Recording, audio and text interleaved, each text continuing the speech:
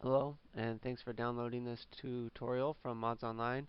I am Cybershot. I'm going to show you how to use Milkshape 3D to make text for your map through Radiant. Milkshape is a free program that you can download from the internet for 30 days, and after that it's like 15 bucks. You could buy the key electronically, and it works pretty good. Okay, let's get started. First thing you need to do is go to Tools. Go down to Text Generator, and a box pops up. In this box, you can change your fonts by hitting the font button. You can choose all kinds of things, change its size and all that, but I'm not going to worry with any of that because it would make this video a whole lot longer and harder to download. Okay, what I'm going to do is going to just type my clan tags here as ASP. It stands for A Sniper's Paradise. We run a sniper server on COD2, and we also have a Battlefield 2 server. So you just hit OK and it pops up here in Milkshape. We don't need to modify it through Milkshape, which is great.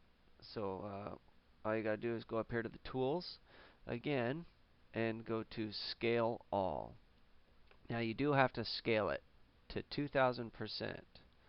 If you don't scale it to 2000%, what you end up with in Radiant is garbage. I know 2000% does work, so I'll go with that number. If you want to experiment and find another number, knock yourself out. After you scale it, all you got to do is go to Export. I want to export it as a Q3 Radiant map.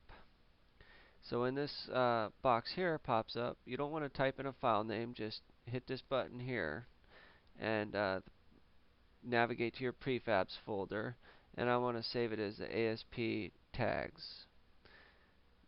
Hit yes. Okay, so now that that's done, you don't need to type or do anything here. You just hit OK, and that's done. So now you close down Milkshape, and there is in your Radiant. I've already brought them up. Go to File, choose Open, find it in your prefabs folder. I like to open them up in Radiant to modify them, to change them. One of the first things I like to do is scale it down a little bit. So I'll cut off just a sliver of the text. So I change my grid spacing to 1 and select inside. As you can see, what it does is highlights just the outside there. See? Now a lot of times when you're working with text in Radiant, it'll crash Radiant. So if you bring your text up in a map, save your work before you pull it in. So if it crashes, you don't lose any changes that you've made so far. Um, what I'm going to do is move it away from there, and it didn't cause any crashes, so I'm good to go so far. Now for the rest of this stuff here, I don't need it, so I'm going to just delete it. There we go. It's gone.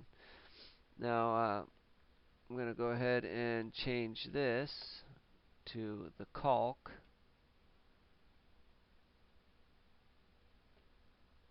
There we go. And then you can texture it any way you want. As you can see, you got nice clean brushes in there now. They're not running all over the place. Um, you can also scale it down by choosing the whole thing, going to selection, choose scale there, and a box pops up, and you can go, we'll go to like scale it down by half, and it gets a lot smaller. Now, the one thing I found out that you must do with text is save your selection as a prefab.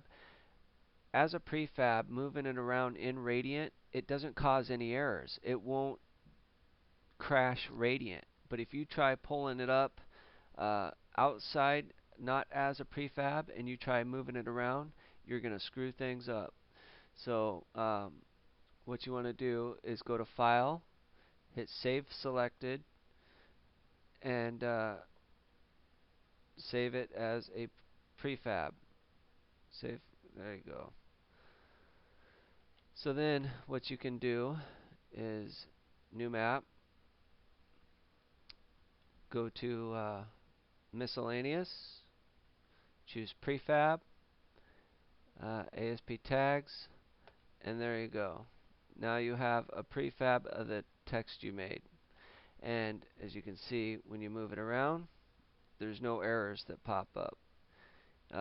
I found that's the best way to move your text around in Radiant is as a prefab. If you need to modify it, you can select it, right click, go to prefab, enter prefab.